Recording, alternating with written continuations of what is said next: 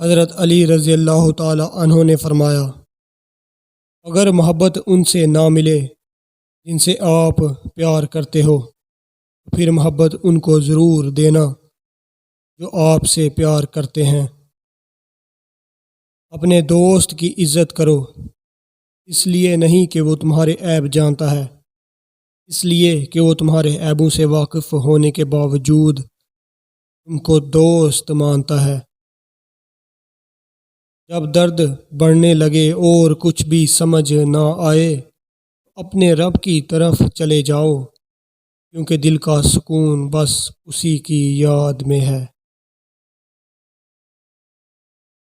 4 چیزیں سنبھال کر رکھو، کامیابی تمہاری مقدر ہوگی۔ نماز میں دل کو، تنہائی میں سوچ کو، محفل میں زبان کو، اور راستے میں نگاہ کو۔